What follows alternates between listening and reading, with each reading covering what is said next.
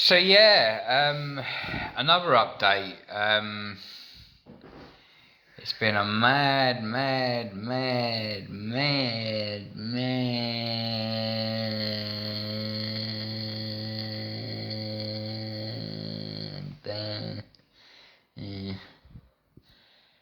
yeah, bit fucked off really. Bit fucked off with everything. I've had these stupid fucking painters in here trying to play some weird game with my body, making me feel very uncomfortable. I'm not getting to the bank. I'm not bothered anymore. I don't need to go to the bank. They can fuck off. There's a bloke called the Graft, and he's an animal. They're all animals here, and what they're trying to do is they're trying to make me feel bad and calling me dirty and smelly and thought disordered and delusional and feelings of grandeur, psychosis, mood problems. You know, they try and put you in any and every single bracket they possibly can, and it works. You know, it does. They get their way.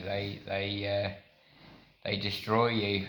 I'm not gonna try and get to connect with my sadness too much, although it does hurt sometimes. But I'm not gonna give up. I'm not gonna give up getting the truth out about who these people are, what they're up to, what their industry involves. And they will get their comeuppance, and they can turn it around on me all they want and try and bully me and gaslight me and try and scare me and use any tactic at their disposal to try and depress me and make me bored and stop me from feeling good. And I'm not going to say too much about what I've been up to today, but I'm thinking anyway. That's the main thing. At least I'm thinking. At least my mind is still active, because that sodium valproate completely destroys your mind. And my mum has had a conversation with the doctor, and they're trying to say now that I'm an escape risk, and the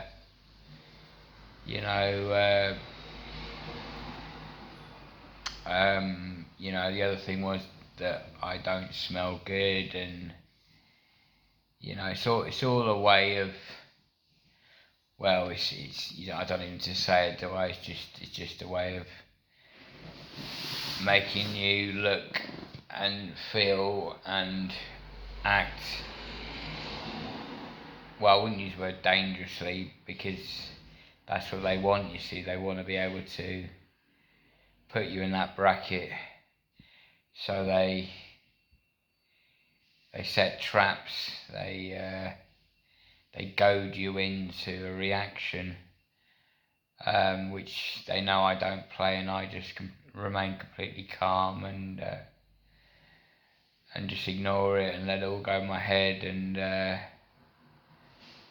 not willing to play into their sick, sordid, Satanist ways, like their Lucifer ways.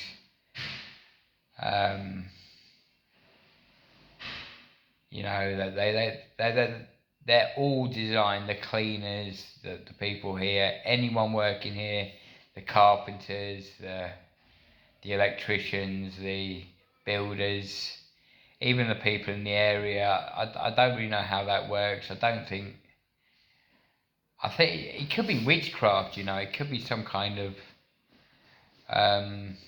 some kind of evil spirit they can place around you or upon you or even in you, to to cause things around you to become very dark and twisted. I mean, luckily enough, I had a great night's sleep last night. I got up at 10 o'clock at night and I was still tired, and I went back to sleep, and I got up at about 11 o'clock this morning, and I felt great, I really did. I felt amazing. But then, you think to yourself, you try and think positive, and you think, yes, today they're going to let me go to the bank, but what I've got to do is I've got to ring Universal Credit, make sure they've got my correct bank details, my NatWest bank details, and then once the money's gone into there, then I can start paying people. The one that worries me the most is EE, because obviously that's how I'm talking to you guys through my phone contract, which is unlimited everything. I'm up to 400 gig in 48 hours, which is quite a lot. You gotta be honest. I owe them about £100, and I've got to get at least pay a bit of that off. I'm gonna hopefully break it down so I can pay off in bits.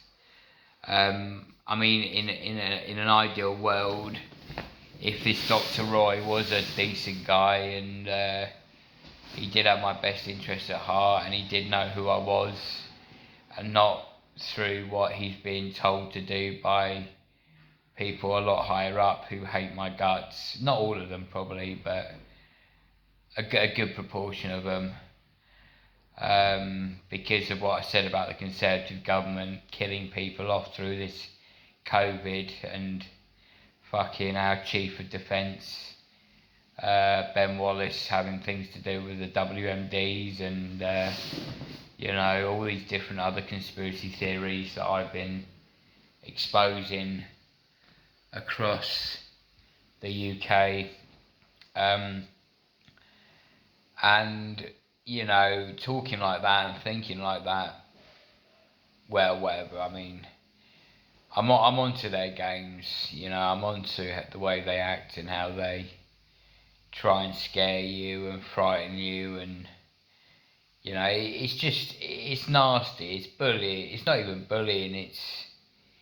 It's pretty derogatory and dangerous and nasty, and that they will get their comeuppance, and I think they know that. None of us as human beings are beyond comebacks from nasty, evil behaviour, and that goes out to my first doctor, Dr. Murphy, and my care coordinator, Tara McDermott, who are the arseholes who sent this ball rolling in 2003 and 2005, and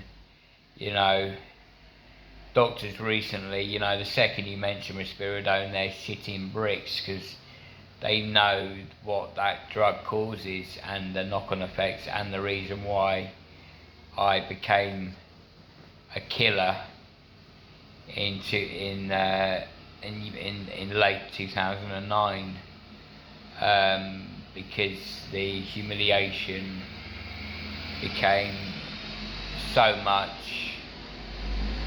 And this is what it's about, you see, because this is where this started, because obviously when Labour were in control, things were a lot more normal, things were a lot more sensible, things were a lot more clear-headed. The world was a better place. Life and society was in a lot better condition. It wasn't really until Theresa May took over when I was in Signet Stevenage. I'm not sure exactly what date that was. I think it was 2015 or 2016, where all this weird shit kicked in with this that evil cunt. What's her name? That bitch, that our Home Secretary, when Theresa May was in control, not Leveson, I've forgotten her name now. I picture her face, but can't remember her name. She was a horrible cunt, evil bitch. And whatever they put me through, whatever they do to me, you know, I say keep it up, because, you know, I know full well that they will have to reap their rewards. And how this Dr. Roy thinks he can stay above it, I don't know how they think they can protect themselves from the gods, because they can't. They really can't. It's as simple as that. And, you know, my time in Nottingham between January the 12th and 2 weeks ago was absolute heaven, up until my mind becoming way too clear because of all the healthy vitamins and minerals I was putting into my body, which was giving me a very clear state of mind I was able to work a lot out. And people won't believe, particularly where I am now, they won't believe, well, it's not what they don't believe it, it's their job not to believe it, because it's their job to see it in a condensed kind of pattern, in some kind of formulation, because that's the way it works. It's left brain, right brain, isn't it? You know, left brain is or I'm not sure which way around it is, arts on one side and science on the other, and science doesn't fit in with the spiritual side of it. I think I've got that right. Where, you know, connections with the higher powers doesn't kind of connect with their textbooks, which is a shame, and it needs to change. But I don't know how, I don't know when, I don't know why, but I do want to try and still look into the European Court of Human Rights, and I'm doing consistent research on Article 8 is the main one. Article 8 is where you have a right to peace, you have a right to free life, and you have a right to choose what you want to put into your body. But the problem with that is they brought in this thing called the Capacity Act, and that is where the problem lies, because they can make any sort of bullshit story up about you. And this is what I really want to tackle, and this is my main objective. And I think what I'm going to start doing is talking to the papers again, journalists, and talk about this capacity business, because it is quite dangerous, because it overrides the official European rights, which means they can do what they want, when they want, and how they want, which is kind of like living in a terrorist world, really. It really is. That, you know, it is a form of terrorism. It is torture. And people can go on like that for the rest of their life. They can literally suffer the worst. I mean, you know, I agreed it's not physical. You know, they're not actually literally beating you up physically, but they are mentally torturing you. At the moment, I'm quite lucky, because, you know, I'm only on something that I kind of not really too bothered about. And what I was hoping to go on to say to this solicitor who I've just spoken to is the real Matthew Wallace, the real man that he wants to be. And, you know, I keep ending up back in these places, and I go with the police because I don't really want to fight them and end up in a prison situation where obviously I'm not a big. I mean, I'm not small, but I'm not big either, and I'm not a fighter. And more to the point, I don't believe in fighting.